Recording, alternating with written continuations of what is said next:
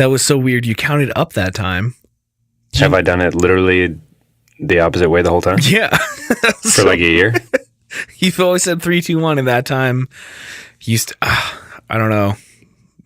If you can count down again, that would be great because I feel like all off. Okay, 3, 2, 1.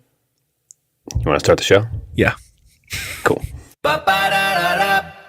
Before we get into it today, I need to cover just a couple things. This might even be new since the last time we talked. By the time this show's out, Elemental FM, the network that brings you this show, will have already released a new show. Did I even talk to you about this yet?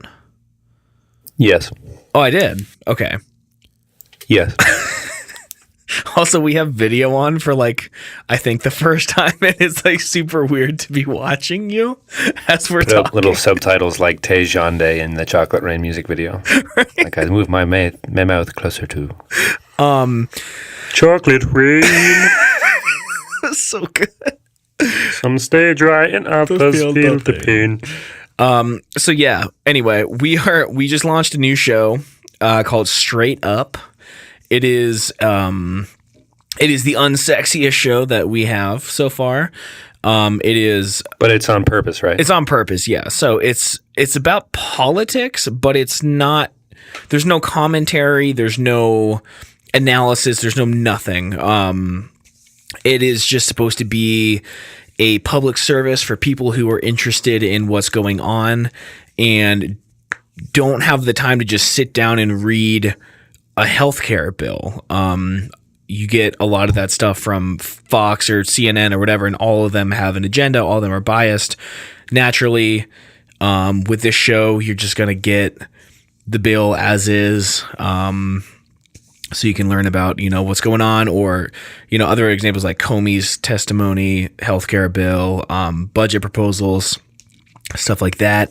It is at elemental.fm/straight up. And, yeah, so that's all I got. Just wanted to get that out of the way first. Well, what you're hearing right now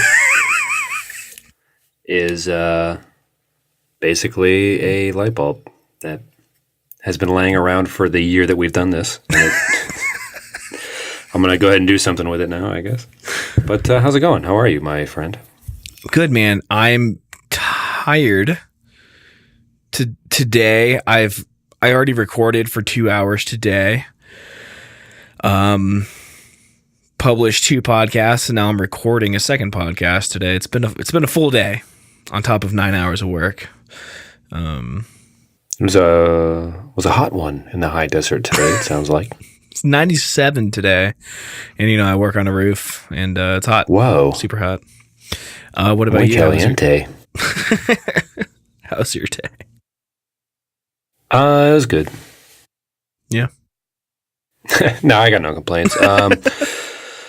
Basically, as you know, I've been trying to get down to Cincinnati for a while, and basically my workplace said you can go as soon as we find your replacement. Whoa! And when we find them, they are going to come in and shadow you for a week, and then you can just go. Oh my God. Yeah, pretty cool. And they're going to say they're going to start looking now, so hopefully that happens all by that August 12th date I had provided previously. Is there a fear of... So August, sorry, I'm trying to collect my thoughts here. When is your lease on your apartment up? I just extended month to month, so it's like an extra $150, but to be honest, in terms of finding a new Airbnb and moving all my crap, I hate to be moving all my crap, but that's what it feels like. You know what I mean? Wow. I hate to use the phrasing, but sometimes when you have to move a couch and a chair and all this stuff, the phrasing "moving all my crap" isn't exactly elegant, but the act of moving all your crap feels like it deserves to be phrased that way. Anyway. It's awful. Yeah, so I just decided to stay put for a bit longer, and then hopefully I can... Basically, I have a bunch of lines out to a bunch of different things, but not all of them will be, reviewing resumes by tomorrow when I would like to know that I, so I'll probably pick up some temp work or maybe some part-time work doing something and just get down there. And then, throughout the month of August, drive back up to Cleveland, maybe sell off a couch or rent a U-Haul and take a bed back to Erie for my parents' house because I have a nice queen bed in Cleveland now that I think they might want to replace one of our old childhood beds. So when we go back to visit, anyway, super good, interesting 403 Joliet designer discussions. But no, I'll cut to the chase. It's very cool. I get to go down there very soon, and yeah, that's. So I guess that's a pretty big update. Yeah, that's like insane, dude. Yeah, Jesse's excited. That happened really At first, fast. I was a little. They were like, "Yeah, you can go as soon as we find somebody. You can just go." And I'm like, I almost thought it was a negative because I was like, I don't know. I had forgotten about, kind of taking a plunge is a little nerve wracking. So you're like, yeah, sure, I'll just go work at the other job I have lined up. But right. I kind of forgot about temp work. But there's a couple jobs at some of the universities down there, and they're not going to make me do a non-compete, so I can look at jobs at other TV stations too. So dang, man. So yeah, it'll unfold. A lot will happen in the next month. It's going to be busy. It's going to be an exciting summer, for sure. Yeah, I don't know. It's one of those things where the older you get, the less it feels like you miss all the shots you don't take, and it feels a little more like what the literal you know what I mean? I can, it's definitely nerve-wracking when they're like, then you can just leave whenever you want. It's like, yeah, sure. Wow. Just go get a job, A little nerve-wracking, but I was tired of waiting. It would have been till next May that I would have actually got out of my contract. Oh, my God. And able to go down. And, I don't know. Jesse and I don't know. It's already been a year, so it's time. Wow. And that time is now. And I called her and I was, last night, just, this is what we want, right? Just so double checking in. Did all this happen last night? Yesterday. Yesterday they called me into the office, and wow, it is good news. It took me a while for her to convince me again that this is good news. This is good. So for the listeners, I'm sure not many of you have listened since episode 1, but we recorded episode 1. It was like November 8th, which is like the day after I moved to Colorado. And we've been talking about this almost every week since then, correct? Some version of it. I think when we started, Jesse hadn't moved to Cincinnati yet. Oh, you know what? You're right. So this is you're right. You're not wrong. This is a long development, man. I feel like, Yeah, we've been doing this for about the year we've been apart. Yeah. That's good. I'm glad. You don't need any more stress in your life, Mr. Workaholic over here. Oh, crap. I keep trying to hold up the thing that my setup is different this week a little bit, and I'm trying to hold up a stretched out piece of nylon so that my stuff doesn't do this when I pop my P's and B's. It's called. But I keep hitting the actual mic with with the hanger. What is it? What do you usually do with it? It's kind of a jerry rig situation where I move the mic back. It's usually a balancing act, but instead you asked me to move a little closer, so I'm a little closer this week. Oh. Anyway, instead of actually helping, I'm hitting the mic like a lot. So it's like, hey, Tom, I'm trying to make it sound unprofessional, so if you could... So we're all just trying our hardest here, gang. Saw Aaron this past weekend. I was in Erie. Ooh. Wow. Yeah, it's my highlight of the week. I'm just jumping to it. It was my mom's birthday. Shout out to Mary Holmes. She's the best to ever do it. And it was kind of nice. You know how parents are always like, no, I want to get this. And she let me buy her breakfast on Monday. And there were bottomless mimosas at this new diner on Peary Square. And she only had filled it up twice, but she was like, hey, why don't you drive me home? As crazy as Mary is wired to get, which is not very wild. But that felt kind of good, buying my mom breakfast. And we went out to Northeast. There's a vineyard. I think it's Lakeview Cellars or something like that. But they had musical acts, and it was on a Saturday, and they had a food truck. It was kind of hip. for, like kind of a rural Northeast winery. Right. It was a good Erie weekend, and shout out to Mary. Happy birthday. And I saw Aaron and Matt, who are flipping their home. Wow. And they're a bunch of rambunctious fellas, man. They are filled with energy, positive energy, and sometimes I got to see the punch bug that they drove. Did you ever hear this story about how they got back from New Mexico to Erie? No. So Aaron, who is the, what do you call it? Patient X. Oh, we're just chewing. Okay, that makes me feel better about the hanger thing. Now that I can see what this is. I was just going to edit out my chewing noises, but do you know what I'm eating? Okay. Can you see that? Kale chips? No, seaweed. It is seaweed. Dope, dude. Can you hear it? Well, you got to keep it in now. It's been addressed. So, and now I won't. Now I know. These are the tricks. This is showbiz, folks. But anyway, so Matt went out to help drive Aaron home. Well, Aaron went out to New Mexico to work at Philmont, which is the biggest. Okay, God. Now that I can see it happening, it's the most distracting. Yeah. No flashing cameras, please. Aaron went out to work at the biggest Boy Scout camp in the country, Philmont, which is in northern New Mexico, rural. It's a camp that like Buzz Aldrin and some of the First Moon mission dudes went out to like practice procedures for collecting rocks. Jesus. Because the Boy Scout camp is kind of run like a military facility in a way on a smaller scale.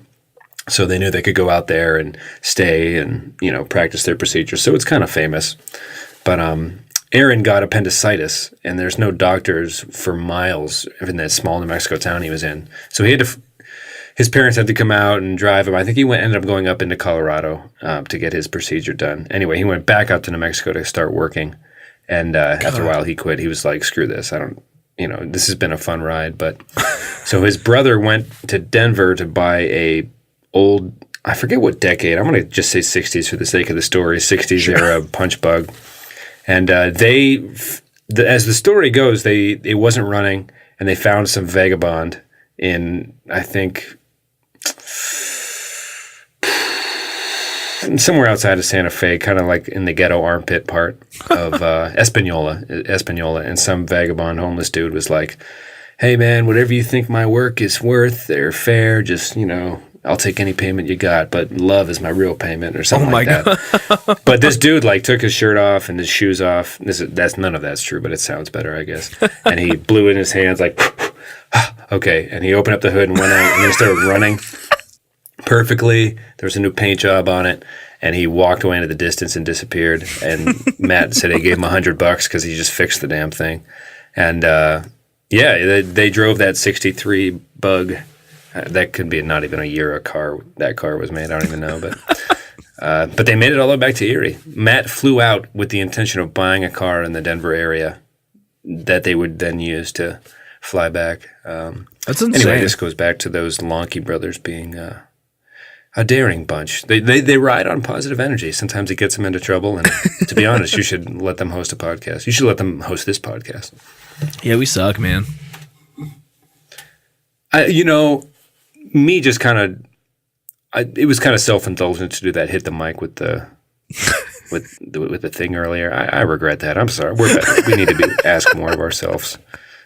And the chewing you could have taken out, and I totally botched by even addressing. So I'll be better. I want to be better.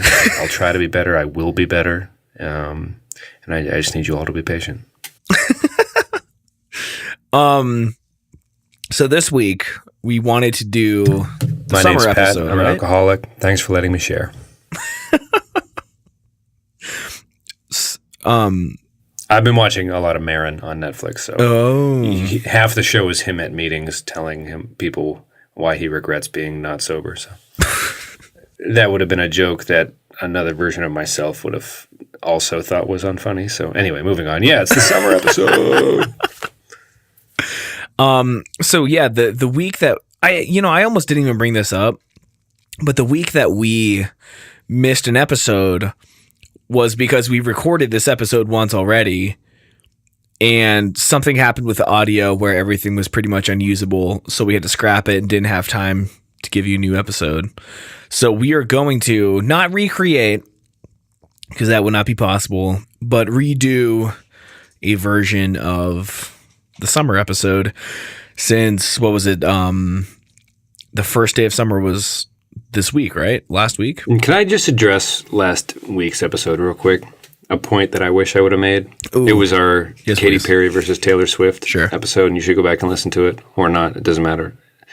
But I stayed up and drunkenly watched the Katy Perry movie from 2013 or 2012 after the show, and live tweeted it for you. I did that for all of you.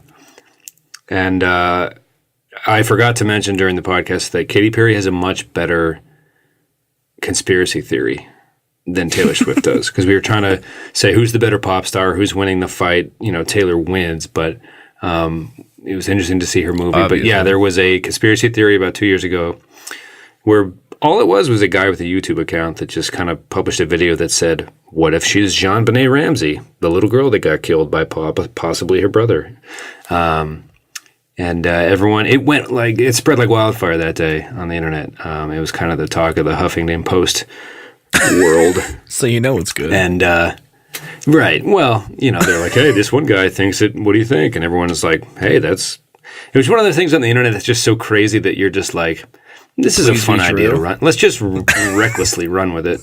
And it led to some pretty funny articles, like from The Onion, saying, man with years of experience of having a YouTube account makes statement.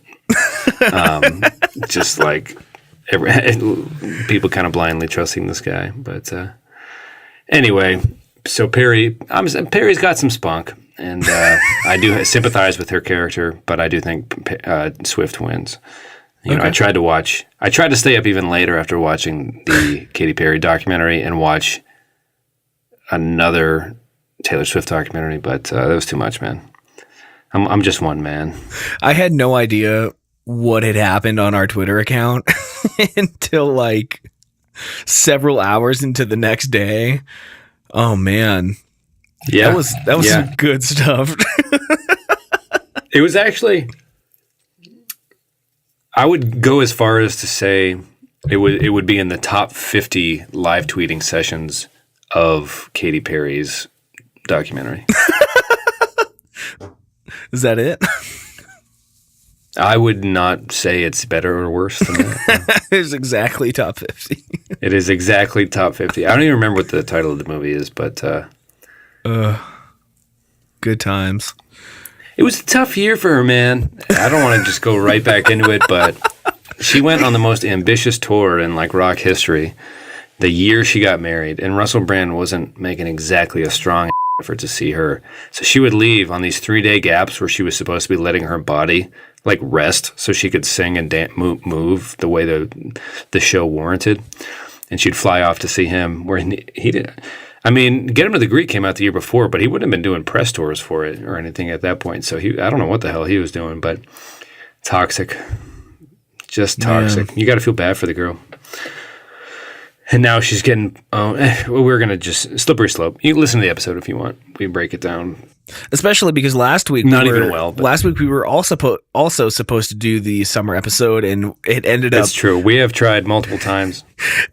You said. So here we are. You said casually in passing, let me talk about this for like 2 minutes. And like an hour later, we're just still going off on Taylor and Katy. I thought it was a topic it's a topic I've done more reading on than I'm ready to admit. It's it is. I wouldn't say it's necessarily captured the attention of America, but it has captured mine. And there's a lot at play, a lot of emotions, a lot of marriages, failed marriages, albums, business deals, shady back alley dealings, stealing of dancers from others' tours. It's just it's a roller coaster ride, Tom. Feels like I'm on a roller coaster. All right. So I'm sorry. So what do you like about summer? We made notes for an episode to do, the summer episode, like you said, about a month ago. We did, and now I can't look at them because they're on my phone, and you're on my phone. Yeah.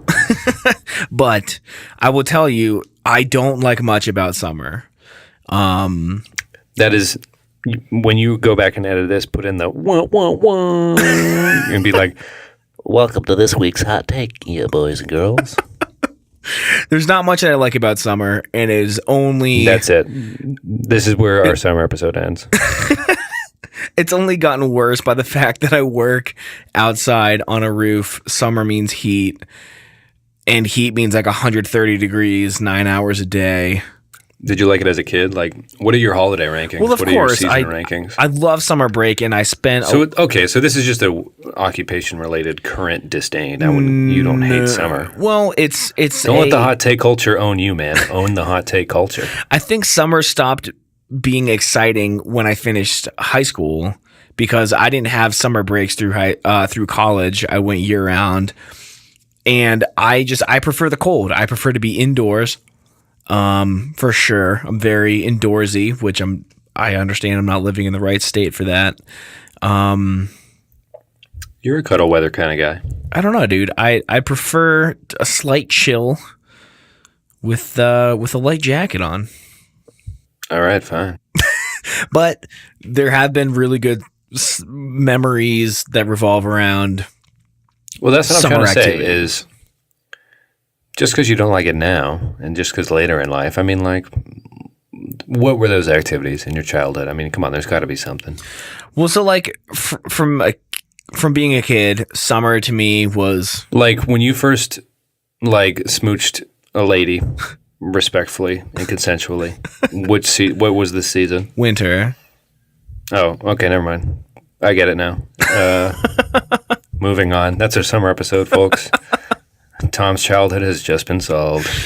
All right, so for me, summer was swimming. I used to live next door to my step grandma. Step grandma, now ex step grandma. And I mean, I basically lived in her pool like all through summer. I think that's the best title any humans ever had. Ex step grandma. Just because it's not the way those things were designed to be together, but it still means exactly what you're saying. So swimming, we never really did family vacations. We couldn't afford it. But through high school, when you had summers off and I was only working a couple days a week, I mean, it was you and Zach coming over and just jamming whenever, like all the time. And we would, get into shit too. But I don't know, it's definitely changed over time. But, back then it was mainly a lot of swimming, which I like afraid of now. I don't know where fear of water came from, but. So I never made it past, I think, polywog at the YMCA swim lessons is I think like shark and flying shark and airborne other types of fish are at the high end. Polywog's almost halfway, and I think I did it 3 times, and my mom was like, "It's cool, man. Like, you've been doing your best." I think my theory is, one, I'm an asthmatic. Same. The breathing stuff for let's say the breaststroke is just kind of like, sometimes you're just like, I'm not even good at this when water's not involved, really. So you tell me. And I do have mild scoliosis, or I did as a kid. So I think the fact that one of my shoulders was in theory higher than the other, as fast as I could swim, which wasn't that slow. I mean, I'm a tall, lanky kid, a string bean, if you will. I will. Sure, let's go for it. So I was a little string bean, and for whatever reason, we'd be like, all right, go race, and I'd be in the right lane. I'd curve. Think of just somebody making a slow left turn in a 4-way stop. I would go cut in front of everybody, and they would just stop and not know what was happening. But I was like head down motoring without goggles, just blindly. And I'd end up running directly into the wall that was the side of the pool. I'm like, damn, that was quick. And the teacher would be like, that looks like polywog again for you, Patty. God. I'd be like, I just want to be a flying fish. That's all I want in this world. I should have gone to the YWCA. Ooh. I don't even know why that's a diss. I was gonna say, like, is that? It's like, oh, sexist in the recreational facility world, that's a fucking dagger. Yeah, man. Like, I used to swim all the time. My mom's mom had a pool with like it was pretty deep. They had a diving board, and I just could not wait to get in the pool. And now, like, you know, last summer I was at my girlfriend's grandfather's like little lake house. It's this old cabin, and they were swimming out in the lake, and like I jumped in with them, and just immediately started like freaking out. Like it was shallow enough to where my feet could touch, you know, so it wasn't like deep. There was no fear of really drowning, but I have exercise-induced asthma, and swimming is like pretty intense on the lungs, you know. So I started like freaking out. I'm holding on to the edge of the dock, like the stairs, and I just could not catch my breath. And now, like, I don't like being in water. Do you think it was more of an anxiety attack or what? Well, no, because also I went over to my cousin's house and they have a pool, and it's only like 5 feet deep, and I'm like 5'8", 5'9", you know. So like,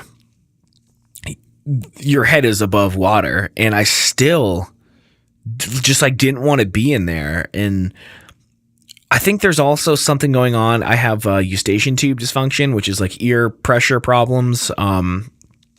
So if I even put my head under like 3 feet of water, my ears hurt really bad. I'm just a mess, dude. You're a gosh darn mess. So like one of my summer activities already gone, right?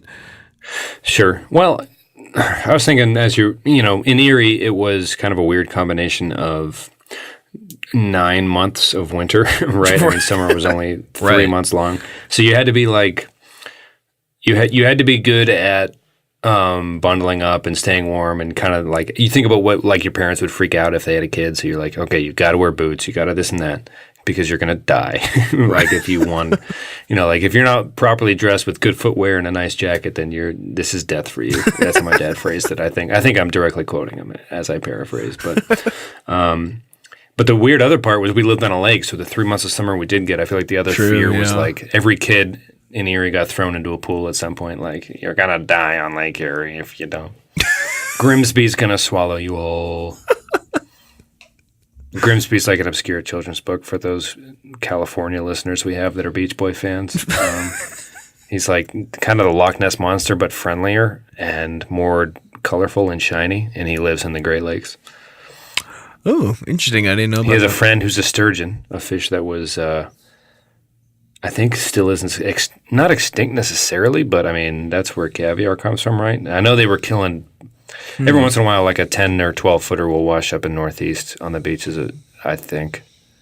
Do you know anything about that? I know absolutely nothing about it. Oh, okay. Anyway, one of Grimsby's friends was a 100-year-old sturgeon, and he ended up at the bicentennial celebration in Erie, PA, for the tower that they put up there. And they're like, "You're a monster, but that's cool. We're having a celebration. You want some cupcakes?" And that's pretty much how the book ends. It was like, "Dear kids, there's a monster in these lakes. Also, he's friendly as fuck. Let's party." Glitter. Science experiment gone wrong, but we love it. Actually, I don't even know what the message was. Like, it wasn't like acceptance. It was just, yo, Grimsby's around. Acknowledge it. That's awesome.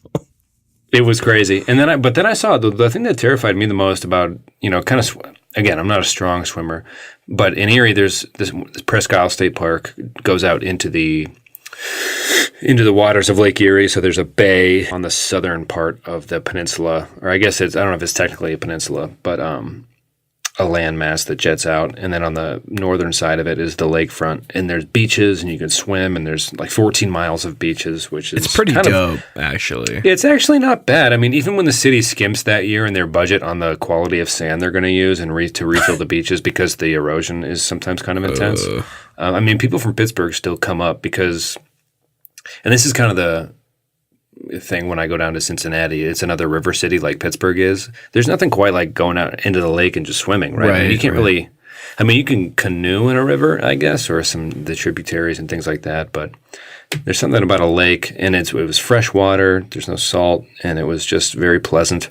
Although I did see a documentary that freaked me out as a kid. This is kind of an anti-swimming thing, that it is technically possible for sharks to enter the Mississippi River through the delta of Louisiana, New Orleans Delta type area, and make it into, I think Huron is the westernmost. Come on. Hey, I'm just saying, it was on PBS, so it wasn't just like one of those shows that come on late night cable like Aliens, do they exist? We'll tell you in the 29th minute of this 30-minute program. So you sit there and watch like 4 rounds of commercials, and they're like, they don't. Okay, bye. You know. It wasn't like Super Monster Murder Mysteries. It was a PBS documentary about this like one shark that made it to Lake Huron and promptly died, even though it was freshwater and not saltwater. So I was like, F this. This is not a recreational activity I want to take part in anymore. Yeah, but, every year that I went back to, or every summer that I went back to Erie, I would take my bike. I had a couple pretty nice fixed gears, and I lived 7 miles from the entrance to Presque Isle. I'd ride 7 miles downhill pretty much, 13 and a half or so miles around, and then 7 miles back, like pretty much uphill. And I was doing that 3 or 4 times a week for the couple weeks. I only had like a 2.5 week summer break because I went to college year round. And I love that. Like that was like my favorite parts of the summer. And I feel like every year, like, not that it necessarily gets hotter, it's that I become more and more like annoyed by constantly being uncomfortable. And again, like sweaty. Yeah, like I don't know if it's like my work, because at the wood shop, in Virginia, it would be close to 100 degrees, like 80% humidity, and we're inside with all these machines running. So I'd bring like 3 shirts to work because they would just soak through. And so when I'm home, I don't want to go outside, but like even a few years ago, I used to love to go out and ride my bike and do this and that. But even when I was at the beach. Well, you mentioned it the first round when we tried to do this summer episode, but the audio was off. Right. Not that it's great tonight because I keep bumping into the mic, but you were saying it like for every year you get older, the less exciting being sweaty is. Yeah, I mean, I remember in like fifth, before you're like, oh, I'm glistening, I'm working hard outside, childhood experiences. Right. Like now you're just like, I got to get to work. What do I pad off my forehead? I remember in 5th grade, I had a fairly long recess, and we used to just play kickball or like keep away or football or something. And after What's recess, your favorite? I think it might have been kickball. Okay. In 5th grade, I did. Why didn't you play baseball then? Because I feel like there's. I hate baseball. I was so bad at it. Why do you like kickball then? I don't know. I do remember splitting my pants one day, making a diving catch around first base, caught the ball, got George Gilkinson out, and I landed on my chest. My legs kind of came around and scorpioned, and I split my pants.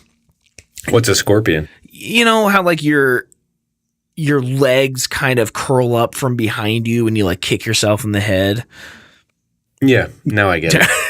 So I split my pants, and I got to wear my gym shorts for the rest of the day. And like, you weren't allowed to wear shorts in Catholic school, so I felt like a baller just wearing my like green gym shorts out of uniform for like 3 hours. You just look at George Gilkerson right in the eye, like, yeah, saw it. So anyways, we get back from recess and we have to stand there and say our prayers because, again, it's Catholic school and whatever. And I remember standing there saying my prayers and just like brushing my hair off my forehead, being like, oh, yeah, dude, I'm so sweaty. Like, I bet this looks awesome right now, I do remember one time. Also, I'm just picturing you looking at George Gilkerson, like staring at him during the prayer session, like, yeah, you like looking at these thighs? You like that? You like that, George? Saw, dude. Saw, dude. Dude, saw. George. Saw, dude. Oh God, sorry, I went pretty far down that rabbit hole. What were we talking about? How I used George to like being Gilkerson, sweaty, and it was almost like used to like being. Oh yeah, one time I think the first time I realized being sweaty is kind of weird and gross was there was this.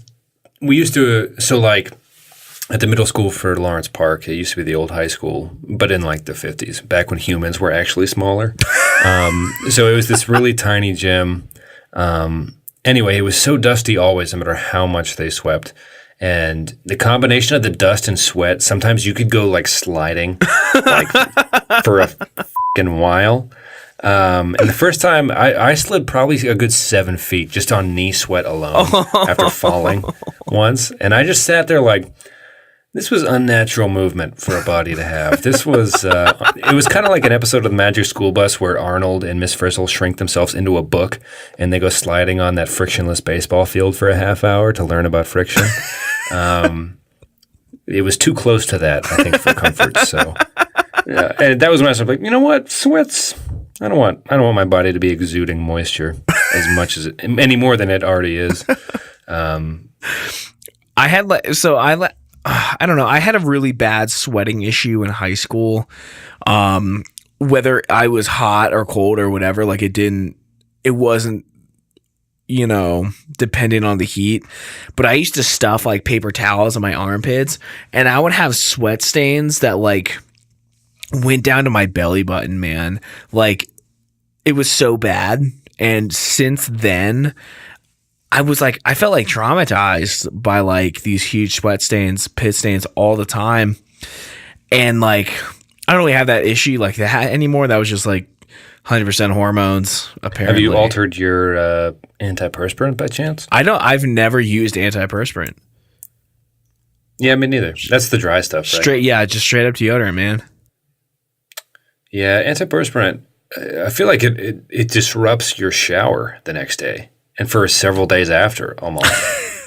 Like, you'll be moving the soap along, and this just, like, gets caught on this, like, batch of, like... I don't like it very much at all. Yeah. But I figured that type of sweating might... Just as, like, if you had a bunch of acne, sometimes we knew kids that took, what's that infomercial we used to watch all the time?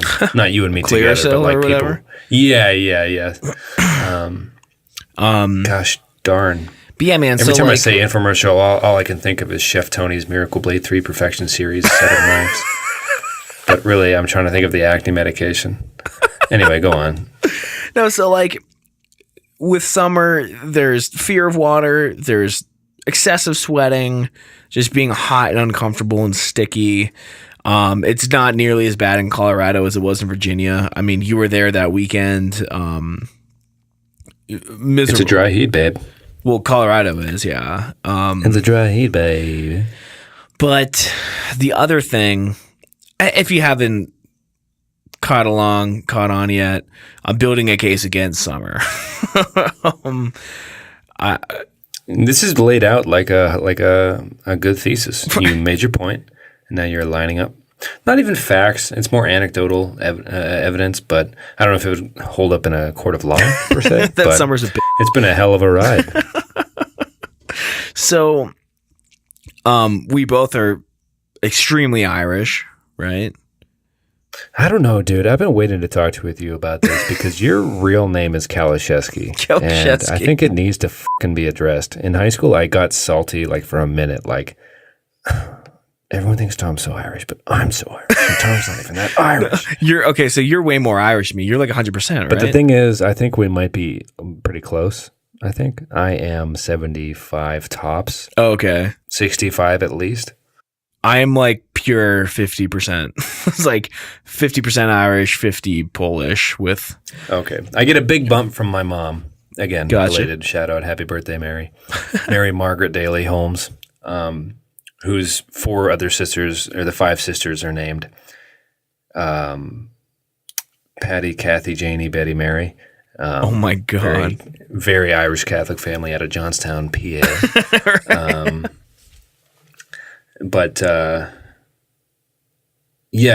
So your real last name should have been Kalashevsky, but your dad was an actor who wanted to make it Right. So he changed it to Kelly. So he shortened it, but you're still quite Irish. Yeah. And I'm a little Polish and German too. Okay. I don't know if that's where the Kaliszewski comes from, but Polish, yeah. Polish, okay. I think everyone in Erie is like kind of Polish. Yeah. There's like 21 Polish clubs. I don't know if social clubs are a less popular thing than they used to be, but there are a shockingly large amount of buildings that say Polish something on them in Erie, Pennsylvania, where you can get beers for like 50 cents cheaper, which is, I guess, the draw, instead of going to a real bar. I don't know. So along with those Irish genes, like what's your sunburn situation looking like? Well, for the past 4 years of my life, I've worked a 3 to 11 shift, 2 to 10. So I haven't seen sunlight. I might be a vampire at this point. Like, this might be the afterlife. That sounds like my dream, dude. Well, it is my afterlife. I'm dead, so if you want to trade, I'm down. No, in high school, I'd be like, yeah, I want to get a couple good burns out of the way to have a base little sum. So when we go to the blah, blah, blah, everything's going to be good, going to be kosher. When I was a kid, it was more of a farmer tan thing where, they used to, in Lawrence Park, there were 3 parks that they would staff with, summer worker high school people that would play kickball and basketball and wiffle ball and even board games like Risk and box hockey and stuff like that. So we would just go to the park every day for like 8 hours and I used to get real tan, but I don't know. That stuff gets fewer and far between. I can't remember the last time I went out. I haven't had a lot of color since college, I guess. Really? Yeah. I mean, I've gone on some really good hikes, like when I was in New Mexico with Aaron and things like that. Spent hours out in the sun, but maybe just get better at. I've gotten better at covering it up and not really needing to be super tan, but I do miss it to a certain degree, Gotcha. I don't know. There's something about being tan, a summer's, because in Erie you had 3 months to get as tan as you could when you were a kid, right? to make it through the 9 months. To put together a good body of work, and then your resume would be the color of what your arms were. You know what I mean? You'd just be like, job qualifications, you're darker, But I don't know why there's a robot that's testing people's tans when they go back to school in the fall. But it was just kind of cool. Like, I'm a kid and I'm outside always playing sports and games with my friends. And but yeah, lately it's, trying to get out and do hikes and be active, but it's 8 hours of your day have to go towards a job, and however many hours.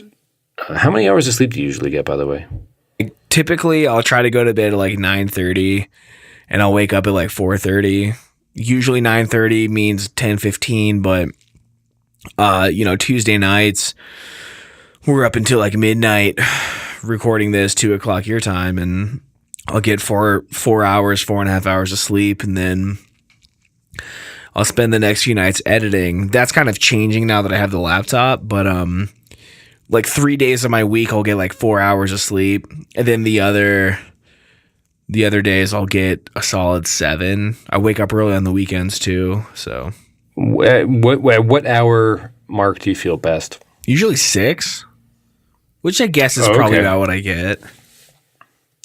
A guy at work was saying he functions on 4 and 5, and he says, he kind of opened my eyes recently to like, he was like, Google it. Some people throughout history have said they work best on little sleep and just don't need 8. Yeah.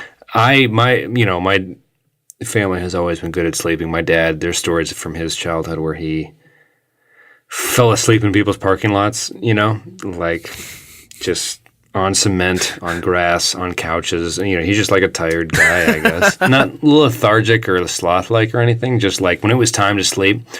Like, in high school, it was fun to watch Fight Club till 2 a.m. and be like, oh my God, I can't sleep. I'm crazy. Right. Like I'm an insomniac because I'm nuts. I don't care. I'm growing up. It's crazy. It's cool. It's fun. I don't know. I'm learning about myself. But now it's like, nope. To be honest, I'm good at that. That's one thing I am quite good at. Like, is it time to sleep? All right, I guess. All right, let's do it. And 8, I can get 8 like nothing. I can get 10 without much effort. I can't, dude. On the weekends, I wake up at 7 o'clock. I'm wide awake. I get on my computer and go right to work. Like, I don't know. Some people have that, I don't know. Sometimes, I don't know. I guess it depends. Do you use more minutes of, I don't know. I'm not sure what I'm trying to say here. I guess I'm trying to make up for my own sleep. Like, I almost feel bad for being so comfortable with sleeping 8 hours a day.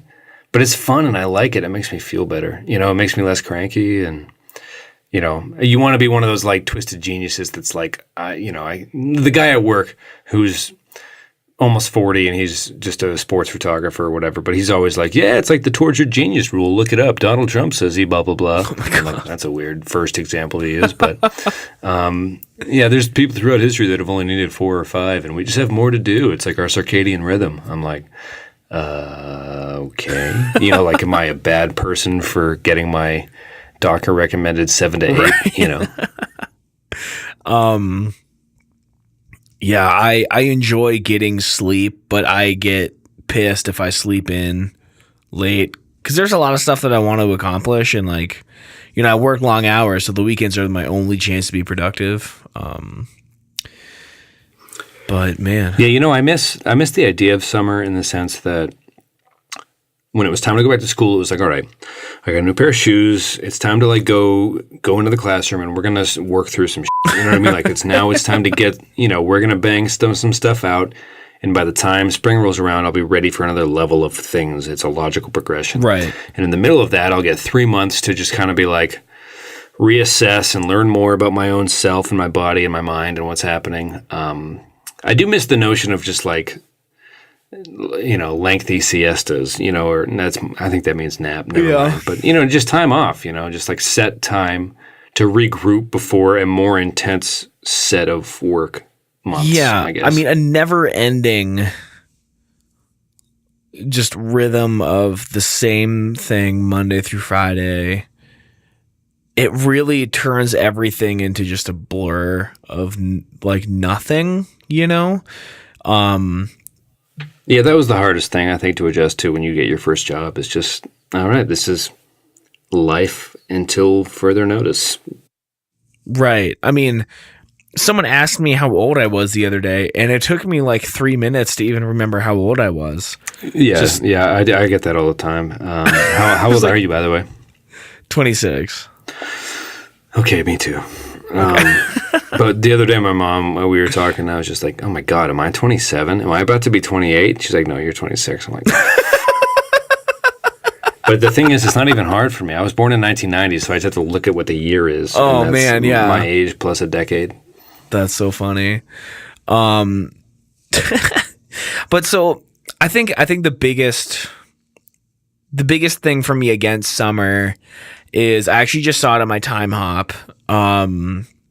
Both 6 years ago and 7 years ago, the exact date, I got 2nd-degree burns and sun poisoning. Oh yeah, from the sun. Yeah. I want to hear your like torturous sunburn stories. Before you go into them, I think that would be a good crescendo, and then maybe we can do highlights and music. Dope. Okay, because I think we've covered everything we tried to get to that first time we did the summer episode. Yeah. But I would have totally forgotten about the summer stories. And people, if you are thinking about turning this off, I'd think twice because it's about to get toasty. All right. So I tried to just set up your sunburn stories as best I could. All right. So like I was outside and I forgot sunblock and got so burnt. And there you have it. What's your highlight of the week, bud? No. Okay. So the first year, which would have been 2010. No, I was still in high school. I just graduated high school. Oh my God. There's so many memories connected to this one. I was dating Hannah. Whoa. My first love. I like when stories start with that just because it reminds me of a very specific time. I was driving by last weekend. I was driving throughout Erie, and I drove by, I think, what would be an Ashley Olsen-ish's house, neighborhood-ish area. And I was like, it all came flooding back. Anyway, I'm right here with you. Hannah Appreciate era. it, man. All right. Lay I it feel down, like I brother, always man. get super weird whenever I bring up Hannah on the show. It's just it was a very It was a specific monumental time. Very specific time. Think of like in a movie when the young people are on a balcony and they're kind of drunk and it's 2 a.m. Or no, it's 7 a.m. The sun's coming up the next day and they're like, this is fucking our time, dude. That's how it felt, even though we never actually said or did that. You know what? That was then. This is now. This is our time. I did do that with Liz Venuto one night. Stayed up until literally 7 a.m. when the sun rose. The day before Thanksgiving. I remember that so vividly. That sounds kind of fun. You know, my ex-girlfriend Steph and I stayed up all night watching Scrubs once. That was a good thing. So yeah, anyway, dating Hannah, she wants to go to the beach. I'm not a fan of just going to the beach and like laying around, but her mom found this one beach between two beaches that like she didn't see anyone there and she thought it was like beautiful. It was like untouched. So Hannah really wanted to go check it out. Just for 20 minutes. And I was like, okay, whatever. Just for 20 minutes, what can go wrong? So we're laying there. I take my shirt off. I roll my pants up. Like, if I'm going to be here, I'm going to get like maybe a little base tan. So I'm like, all right, you know, babe, it's been like 20 minutes. Can we kind of roll out? God, just another 20 minutes. This is a lot of fun. Okay, all right, whatever. This happened like 5 times until it was like 2 hours later. I've been laying in the sun, just direct sunlight, no sunblock, no shade. And I remember looking at myself being like, oh man, I'm a little pink. I'm surprised it's not worse though. When you can see it, speaking as another pale person, then you know it's awful. Because usually you can't really tell. You know what I mean? You're like, oh, I guess I pinked up a little bit. That's code for jump in a pool of green slime aloe because this is going to get weird and bad. So by the time we were at, this will also tell about those times, we were at a Blockbuster Video. Like a brick and mortar store, finding a movie. And I'm wearing this like Salvation Army t-shirt that was like not good cotton. And it just starts burning. And like they could literally feel heat like radiating off my body. That's when you know it's a good one. And I start like crying in this Blockbuster parking lot because I have never felt pain so bad in my life. So we are at Sam McGarvey's house. His parents are out of town. And I'm like, man, maybe going in the pool will help. Well, it turns out the chlorine dries it out even more. Made it hurt maybe 10 times worse. I finally go home and I put aloe on, and I think I'm allergic to aloe. So wait, are you? Every time that I've put aloe on a bad burn, it hurts even worse. So the aloe hurts. So I'm in the shower, freezing cold shower, trying to wipe it off. And I find this can of stuff called Solarcane. It's like an aerosol spray that's supposed to be relieving. It expired like 6 years before that. So I spray it on and it's like someone's cutting my skin open, dude. So long story short, I end up in the ER with like 2nd-degree burns, like blisters on not just like my shoulders, but from my neck down to my toes. Like everything is purple. And I laid in bed screaming and begging my mom to kill me for like 6 days, maybe a week. Because did she try? I was not joking, man. I wanted to die, and the doctors wouldn't give me anything.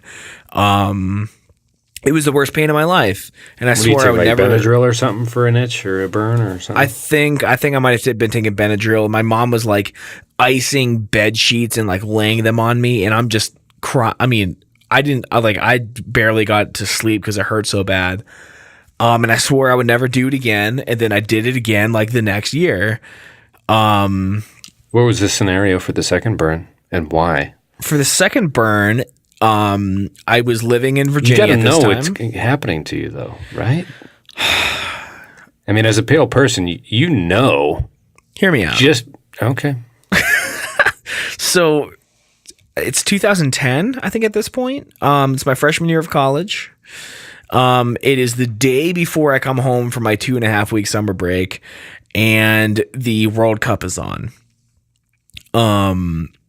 US versus UK is about to happen at noon, and it's like 11:35. I'm like, you know what? We're paying a lot for this apartment. There's a pool on the 21st floor. I'm going to go hang out for 20 minutes while I'm waiting for the game. So I go up on the 21st floor in like a lawn chair. I'm sitting there, and after like 15 minutes, the lifeguard and I were kind of chatting, and I was like, well, man, I'm going to go catch the UK game. And he's like, oh, that's not for another hour. I was like, shit. Okay, well, I'm going to stay up here for another hour then and talk to this dude. Bronze up a bit. You just got to bronze up. And second-degree burns. Did you stay out throughout the whole game? No, just for like another hour. But then I got a ride back home to Erie for summer break, and I was in the ER. I mean, as soon as I got home, and they had to put this like shot in my butt. I don't really know what it was, but it like, okay, this might hurt a little bit. And I thought just, okay, yeah, it's a needle. Of course it hurts. But whatever they injected in me, you could feel it going through like your bloodstream, but it felt like these tiny bugs with razor sharp teeth were drilling their way through my ass cheeks. And what was the purpose of the shot? To decrease the pain or I don't help know. the burn? I didn't question it because I was screaming, man. Like, people think they know, like, oh, it's just a sunburn, dude. Shut up. When your entire body is covered in second-degree burns, you can scream as loud as you fucking want, dude. It was the worst pain ever. So this is worse than the Hannah Beach burn? I think the Hannah Beach burn was actually marginally worse. Because the burn was worse, or because you didn't have ample treatment? Because I can picture the scene of you and your mom putting sheets from the freezer onto your body, and how that was like weirdly traumatic, and like, what is happening? I don't know. I got so burned. And this one being like, I'm at a hospital, so this one's real, and I'm getting good treatment, but it might be the worst burn because it's sounds like you were outside. I don't know. I'm just trying to sort through which one you were outside longer for. Would the sun have been more intense for a certain instance? I know. Yeah, I'm not sure, dude. Which one felt worse? If you just split decision, like which one would you wish you? So that one was worse. Yeah, and I remember. Is it because of mixed? Oh, go ahead. No, I remember listening to Title Track by Death Cab for Cutie on repeat for those. Oh, like, I remember this days. part because the last time we recorded this episode, I remember commenting. If you were listening to deep cuts of Death Cab, it was definitely the Hannah era. Such a good song. I love it. I'll put it in the show notes. Is that the one that's like dum dum dum dum dum dum? No, that's Title and Registration. All right, me, right? It's the left out is fired by the crust of will and earth, from the pages of your manuscript. He gets all deep. Nice. Yeah, I'm sorry for saying nailed it. Me, right? Because it came off as like kind of standoffish to you, which is not my intention. I just pulled out the one-liner, but now that I am reflecting on the statement, it wasn't the right scenario. But usually it's one of those one-liners that gets a quick laugh, and it did, even if it was used incorrectly. And I'm just sorry. I'll try to be better for you and for everyone else. I'm sorry, everybody. Because I feel like I can't really pull off the "f me right" type lifestyle. And anyway, it's just getting intense. But also, there's a lot more nose breathing in this one, so good luck. There is. Good luck. Well, usually I'm not this close to the mic, so let me know if the rest of it sounds good. Just as maybe I'll plug my nose up or something. Well, that windscreen will definitely help you out. But the effort it takes to hold this kind of takes away from like the riffing, you know, in a weird way. If I'm just being honest, like I'll get you an $8 pop filter. No, I'll get it. But that looks so weird. Let me get a screenshot of that for the listeners. No way, dude. Oh, come on. No, I'm not going to lick nylons again. Okay. Maybe on my wedding night, Tom. Jeez Louise. Good. So he takes these nylons stretched over a coat hanger and pushes his face through and sticks his tongue out. It was a good time. But anyway, reflecting on these sunburns. Fake news, dude. Get real. Get real. Yeah, right. Reflecting on these sunburns. Like those things. Mr. Walkway, walk down me, leave me to the doorway. You. Oh my God. So reflecting on the sunburns, I'm terrified of the sun, right? I work in the sun. You should see me when I'm on a roof, man. Not an inch of my skin is exposed to the sun. I'm wearing a face mask that goes up to my sunglasses. I'm wearing a headband that goes down to my sunglasses, covering my neck, my gloves, my sleeves tuck into my gloves. I'm wearing long pants. I look like I'm... Oh, God, I don't know, man. It's bad. And there's pictures of me at the beach a couple years ago. I didn't get in the water. I'm sitting on a chair with a beach towel over my head, a beach towel over my shoulders, put sunblock on the legs to keep the tattoos looking fresh. It's just, summer's not my vibe anymore. I really prefer fall. Spring has nice weather too, but it just means summer's coming. I feel like as I get older, I just get way more... My mood is dependent on how good the weather is, and I find myself talking about the weather a lot because, and it's never just right. I don't know, dude. I feel like I'm just getting old and cranky. It's possible, but you're 26. I always said I was killing myself at 30, just wrapping it up. Yeah, I think a couple of my college friends and I once said it was either 47 or 60. I think we try to be kind of realistic about it, but if you end up having kids, you don't want to be well, now that you're 10, I don't know how to explain this, but I had this death pact thing, and I don't want to consider myself a liar, so you're going to go live with your auntie and uncle, and I'm going to fucking die this afternoon by design. Yeah, I don't know, you get older, blah, blah, blah, but, if I were you, Tom, you... made two pretty egregious errors, skincare wise, but you can learn from that, right? What you should do is keep an eye out for weird spots as you get older, right? Like burns that bad. Oh, thanks, bud. Wait, I'm not saying it as a burn. That wasn't an oh moment. That was just a keep an eye out. You just got me all freaked out now. I'm just saying, man. Our last summer episode was so much more positive. Yeah, now it's just Tom, please don't get skin cancer. To segue, I think summer's nice, and that's my take. Moving on. Steve Pisano's going to be in town tomorrow. Whoa, dude, I remember when we were in band camp, my mom would often just be like, hey, you need to find a place to stay tonight. And Steve Pisano let me crash at his house 3 or 4 times, just last minute. And it's a very nice family. We had a lot of fun. He's such a nice guy. So his sister was my first childhood crush. Oh my God, yeah. We ended up dating in high school. She's having a kid soon. What? And Joe McShane is also going to have a little baby soon. So very fertile neighborhood. But no, Steve is always good. So I was thinking about, I think a couple weeks ago we talked about the things that are on our list of regrets that are in the rotation of 5 or 10 things that are super cringe whenever they re-enter your psyche. Right. One of them is definitely when I called the Pisano's house, and it was based on whether or not the mom or dad would answer. If the mom would answer, I'd usually have the guts to ask for Julianne. But if the dad answered, I would just either hang up or cry or panic or whatever. But this is back, back in my day when phones were for calling. But, Mr. Pisano answered, and I just shamelessly was like, oh, hi, Mr. Pisano. Is Steve there? And he gave the phone to Steve. I was like, Steve, I'm so fucking sorry, man. Can you get Julianne?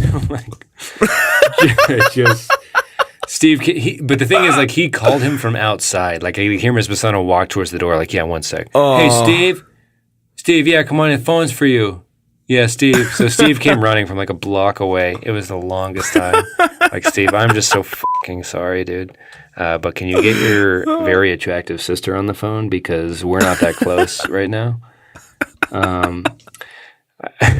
I realized the other moment that I was on that list is I tripped my brother when he was a toddler, and I was only a few years older than him.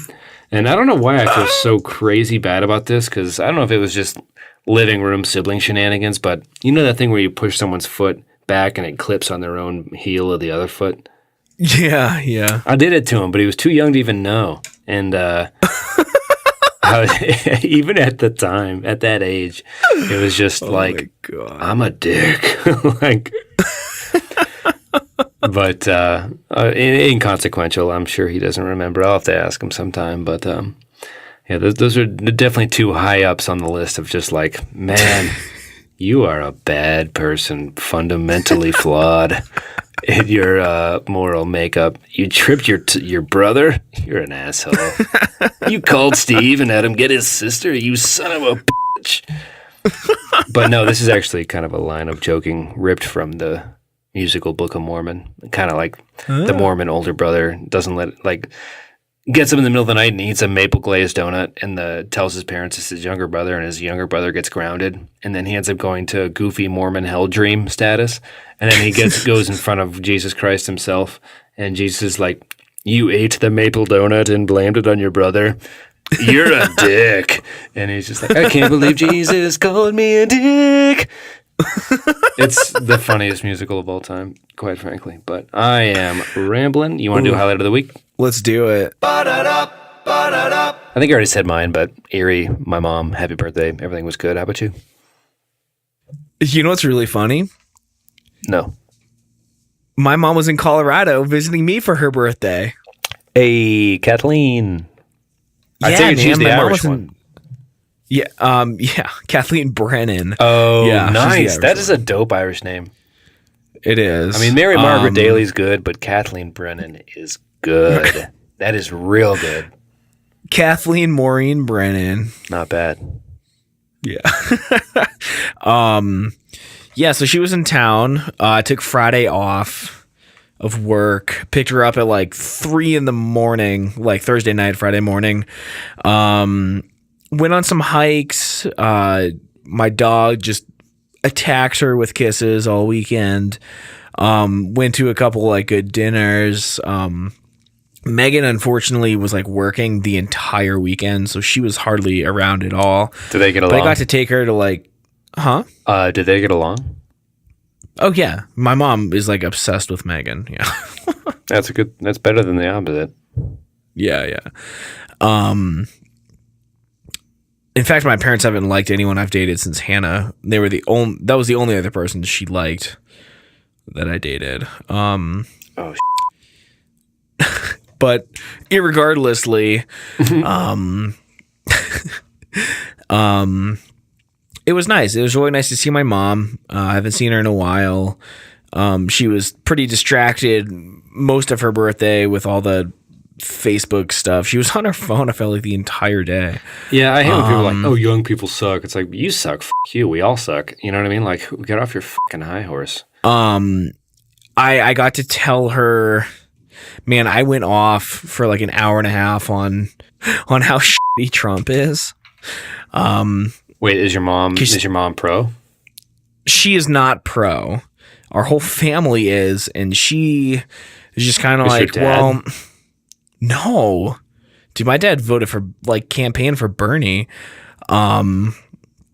So my mom was in the camp of just give him a chance, and I went off, man. Absolutely went off. How'd that go? It was fine. I mean, it was like a civil thing, but she kept bringing up points, and I was like, no, you're fucking stupid. Like, just did not give her a break on her birthday, man. Well, no, I mean, it's tough. I mean, that transcends it to a certain degree, right? Like, yeah, but what about the blatant, misleading, like, what about the Kafifi tweets coming out right when like a major bad thing is in the works? Like, oh, Kafifi. By the way, that healthcare bill that's going to strip healthcare away from literally almost 22 million people is kind of making its way through the system. But yeah, no, goofy word. Good. Yeah, let's talk about the goofy word. Yeah. But anyway, to his credit, he's a master marketer in that sense to a certain degree. Just like, wow, his tweets are really getting weird. Also, 22 million of you will be without insurance quite soon, so good luck. Not even anything more than just the two words, good luck. Just, good luck, y'all. It's about to get toasty. No, toasty is probably the worst word for it. I'll stop. But other than that, it was nice. Just in case, I didn't know where she landed on this, but we watched the climate change episode of Bill and I just to make sure she was on board with that at least. Like, how much clearer does it have to be, man? So that was good. That was really good. Right. At one point, here's what as someone who cares for, as someone who wouldn't mind having a son or daughter someday and wants them to live in a world where they wouldn't have to be afraid or, things like, at what point is it not political to be like, hey, I agree with the scientists, Like, I never thought in a million years that would be so polarizing of a statement to make. Like, oh, science, like a large, like the science community is like, this is for sure a thing. We've never gone out on a limb like this and stated anything quite this like overtly, But there's like 4 people that haven't, and they're right. like really. And then Bill Nye debated them in heavily. the Creationism Museum, and what was that? It's like, you can drill down in the Arctic and it shows evolution through what's frozen in the fucking tube you drill up. Like what literally is frozen, it's an example in time and nature, you dumb. And he's like, yeah, but God is, how do I put this? I don't, it's just fucking, anyway. Right. But anyway. I just wish saying I side with science wasn't like you liberal tard. And I wish people would stop putting tard at the end of words that aren't, it's just like, that's so weird. Libtard. It feels like in the 90s, it's the equivalent of the 90s slapping your open hand to your chest in a horizontal manner.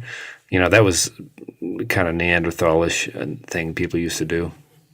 Yeah, I remember that. You remember, like, duh. It's like, wow. Yeah. That was a sick burn, dude. Sick. I do.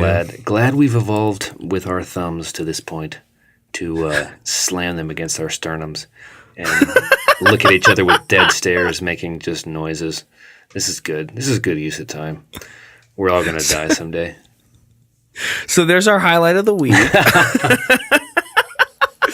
Happy birthday to our moms. Happy birthday to the ground. How old's your mom, by the way?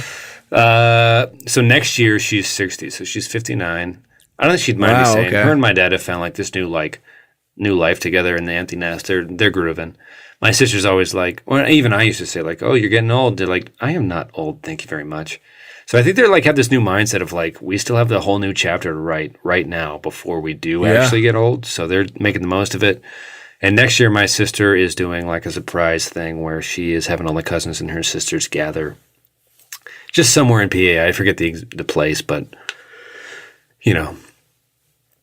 have a surprise family reunion of sorts. And I think that'll make my mom cry rivers of tears of joy. And my sister has been killing it with the surprise gifts lately. So I'm looking forward to that.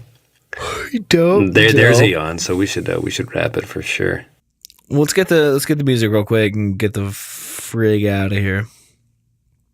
Okay. John. I am going to go out. Oh, today on the radio, here's a random radio listen song I remembered that I liked. Ooh. So I'm realizing people our age probably liked Linkin Park in their youth more than they're letting on. And I loved them. I still do. And I think Bleed It Out is a pretty underrated song. Bleed It Out. That's one of their new ones, right? Well, new like, pop 5 song years without ago. Mike Yeah, Shinoda. basically it's a decent beat with a little guitar riff that's meaningless. And it's basically Shinoda doing his rap thing. And then Wait, Mike Shinoda? I thought he was out a long time ago. No, he came back and did a couple verses on this song, maybe the album. Dope. Yeah, but you should listen to it, Bleed It Out. But that's not the one I wanted to do. It's pretty good. I almost every time I hear Linkin Park and I like it, I'm like, should I? But I don't know, whatever. They were famous as hell, and that's the way it is. I'm gonna go with this is gonna sound strange, but my buddy Chris from college is getting married, and they're gonna have the groomsmen and bridesmaids come out to I'm So Humble by The Lonely Island. And I think the beat in I'm So Humble is, I wish it was like real, I don't know, rap artists over it, even though it's a pretty good song as is with, but it, I don't know. It's, I'm going to go ahead and recommend it just because I've been listening to it to get ready to try to plan whoever my bridesmaid counterpart is, our entrance into the reception area. We have to plan. They're going to try to do funny crap or whatever. So I've been listening to that a lot lately, and I have fallen in love with the tune in the process. Okay. So I have a loophole for you. I, per your suggestion, watched the Too Much Tuna or Oh Hello. Yes. Nick Kroll thing. Yes. Well, I saw that they had Oh Hello on Broadway. Yes. As a Netflix special. Did you watch it? Did you watch it? Yes. It was one of the funniest things I've ever seen in my life. It's too much tuna. It's too much. No, did you watch the whole Oh Hello on Broadway though, right? Indeed, I did. Oh my God, dude. The first hour, I was like literally in pain from laughing so hard. It's quite good. I like that Mulaney's kind of coming into his own as a performer. You know, he was a writer for SNL. He wrote the Stefan Weekend Update character. And when he would sometimes change the wording of the sketch between dress rehearsal and the actual tapings to try to get Bill Hader to laugh on air. But yeah, no, during the Oh Hello special, he swears a lot more. He's like, get the f*** off my, he'll use the F word a lot right, for emphasis. And he kind of steals the show, which is hard to do because Kroll is so naturally funny and his show is really good. He's great in Parks and Rec and, little cameos he has here and there. God. But actually, that should be my highlight of the week. I got John Mulaney tickets for her birthday to go see him in Columbus he was tweeting out codes to his shows and I was like, oh shit, is he going on a tour? And he is. And so yeah, we're going to see him in Columbus in January and I'm pretty excited. Sorry to steal your thunder, but Oh Hello is so funny. Go watch Kroll show even if you start on season 3, that's when all the jokes have like advanced over like a couple seasons worth of like trial and error. You can probably start on season 3 and appreciate it for what it is. Go watch Pennsylvania on the Kroll show. You will, now that you know how to appreciate Nick Kroll kind of for whatever he's trying to bring to the table, I think you'd really like Pennsylvania. You recommended that one week and I did watch it. But so like with the Oh Hello, like I grew up in the theater, right? So there was a lot of that stuff that like...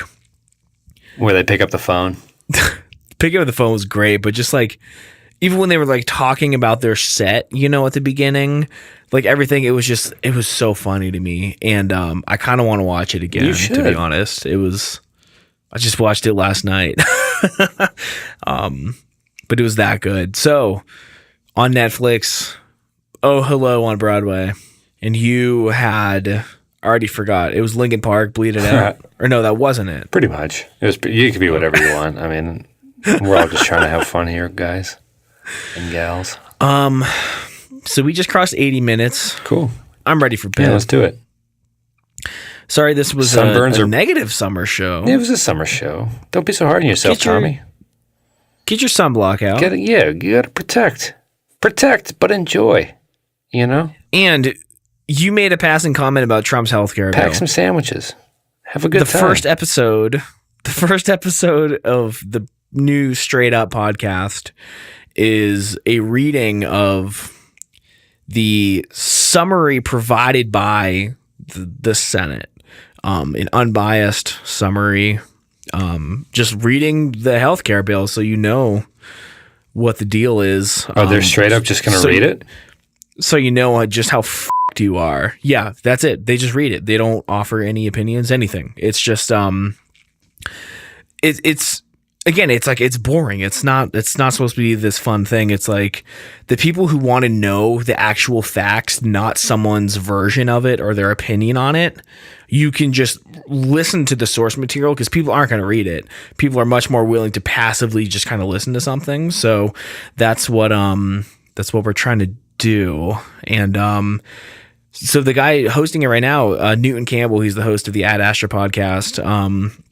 So he's kind of the one producing the show, and his vision is to get listeners involved. And if you want to volunteer to read a section of the healthcare bill or read anything, and you have some equipment, come and read the show for us and be a part of it.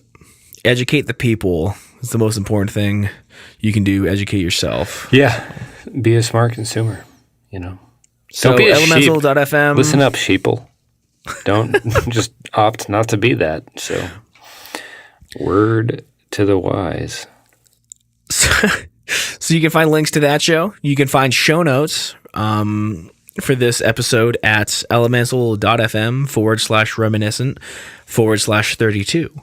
And if you write us a review on the brand newly branded Apple Podcasts, apparently that's supposed to be good if you write us a good one. So do that. You can recommend us on Overcast, add us on Twitter. Pat will hopefully drunkenly text more rockumentaries on Twitter. Yeah. And if you want to, recommend docs and recommend what I should be drinking during them. Like the Katy Perry documentary, it was a couple beers, but I think wine might have been a better choice. If I'm going to watch Blackfish, I don't know. I feel like that's liquor. Like we're going hardcore. Like they are just abusing animals. Like we're just going to go, deep into the childhood stuff. Let's watch some documentaries together. Maybe we can schedule some live tweet sessions or something. Sick. I would love that. And maybe it's only Matt listening, our fan, but I'll do it with Matt. I don't care. I woke up the next morning and he had favorited all the tweets. I was like, thanks, man. I wonder if he could tell. Honestly, Matt, could tweet us. I wonder if you could tell if it was me and not Tom just for that night, just because like the style would have switched so drastically, not to mention the subject matter. Well, I think it's very obvious when you're tweeting, and not just because I know it wasn't me, but you never start with a capital letter, first of all. It's off brand for me, Tom. Jesus. So, anyways, you can find show notes on our website, links to stuff. Tell us about your favorite summer pastimes and tell us about your worst sunburn so I can relive my nightmares. And if it's baseball and apple pie in Linkin Park, don't be ashamed. Just be you. Linkin Park is dope. Yeah. All right, let's get out of here. Love you, Pat. Faint was a good tune, and Bleed It Out's a good tune, but sometimes Chester... Anyway, never mind. We'll talk about this later. Bye, everybody. Ba, ba, ba, ba, ba, ba, ba.